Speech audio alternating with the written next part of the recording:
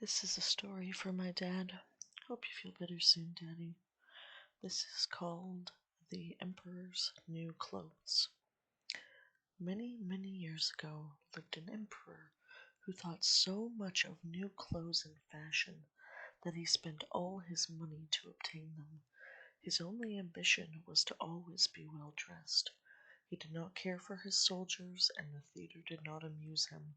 The only thing that he thought anything of was to drive out and show himself to the peasants in a new suit of clothes. He had a coat for every hour of the day, and as one would say of a king, he is in his cabinet. What they meant was, the emperor is in his dressing room.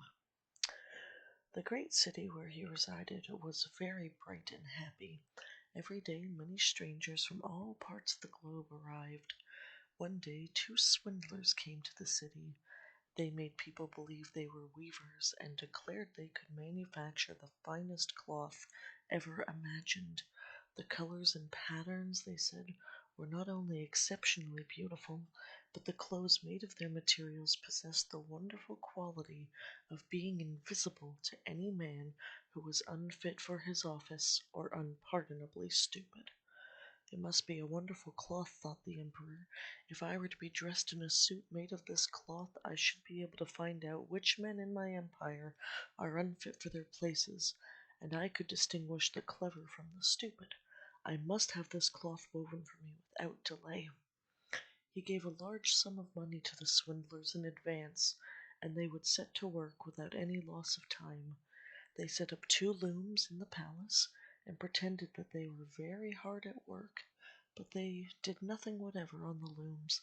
They asked for the finest silk and the most precious gold cloth, and all they got they did away with, and worked at empty looms late into the night. I should very much like to know how they're getting on with the cloth, thought the emperor, but he was uneasy when he remembered that he who was not fit for office would not see it. Personally, he was of the opinion that he had nothing to fear, yet he thought it advisable to send somebody else first to see how matters stood. Everybody in the town knew what a remarkable quality the stuff possessed, and all were anxious to see how bad or stupid their neighbors were. I will send my honest old minister to the weavers, thought the emperor. He can judge how best the stuff looks, for he is intelligent, and nobody understands his position better than he. The old minister went into the room where the swindler sat before the big empty looms. Heaven preserve me, he thought, and opened his eyes wide. I cannot see anything at all. But he did not say so. Both swindlers requested he come near and asked him if he did not admire the exquisite pattern and all the beautiful colors, as they pointed at the empty looms. The old minister tried his very best, but he could see nothing, for there was nothing to be seen. Oh dear, he thought, could I be so stupid? I should never have thought so, and nobody must know it. Is it possible I am not fit for my office? No, no, I cannot say I am unable to see the cloth. What have you got to say? Asked one of the swindlers while he pretended to be busy weaving. Oh, it's very pretty, exceedingly beautiful, cooed the old minister, looking through his spectacles. What a lovely pattern and brilliant colors! I shall tell the emperor that I like this cloth very much. We are pleased to hear that, said the two weavers, and described to him the colors and explained the curious pattern.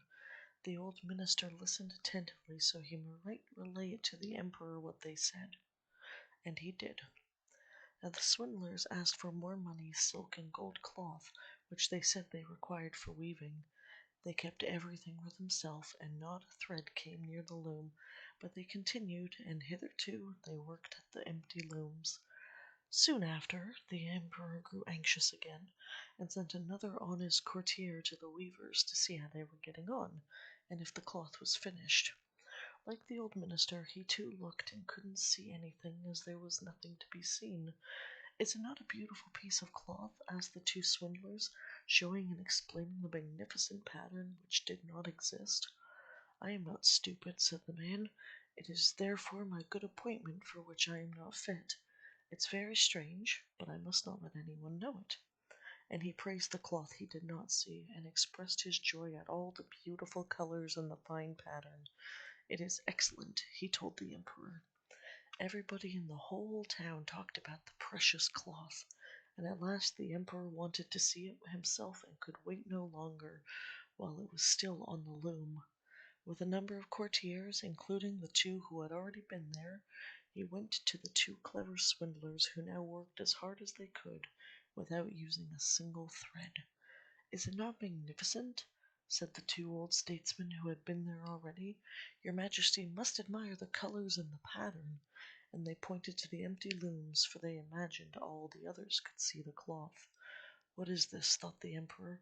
"I do not see anything at all. That is terrible. I am stupid, and I am unfit to be emperor. That would indeed be the most dreadful thing that I could tell them. Really," he said, turning to the weavers, "your cloth has our most gracious approval." And nodding contentedly, he looked at the empty loom, and he did not like to say that he saw nothing. All his attendants who were with him looked and looked, and although they could not see anything more than the others, they said, like the emperor, "It is so beautiful," and all advised him to wear his new magnificent cloth in a great procession which was soon to take place. "It is magnificent, beautiful, excellent," one heard them say. Everybody seemed to be delighted, and the emperor appointed the two swindlers as imperial court weavers. The night previous to the day which the procession was to take place, the swindlers worked and burned more than 16 candles. People should see they were busy to finish the emperor's new suit. They pretended to take the cloth from the loom and worked about it in the air with big scissors and sewed with needles without thread, and said at last, "The emperor's new clothes are ready now." The emperor and all his barons then came into the hall. The swindlers held their arms up as if they had something in their hands, and said, "These are the trousers, there is the coat, here is the cloak," and so on. They are all as light as a cobweb, and one must feel as if they had nothing at all upon the body, but that is just the beauty of them. "Indeed," said the courtiers, and they could see nothing, for there was nothing to be seen. "Does it please your Majesty how now to graciously undress," said the swindlers, "and we may assist you in putting on the new suit before the large looking-glass?" The emperor undressed, and the swindlers pretended to put the new suit upon him, one piece after another, and the emperor looked at himself in the glass on every side. "How well they look, how well they fit," said all. "What a gorgeous pattern and fine colors! This is a magnificent suit of clothes."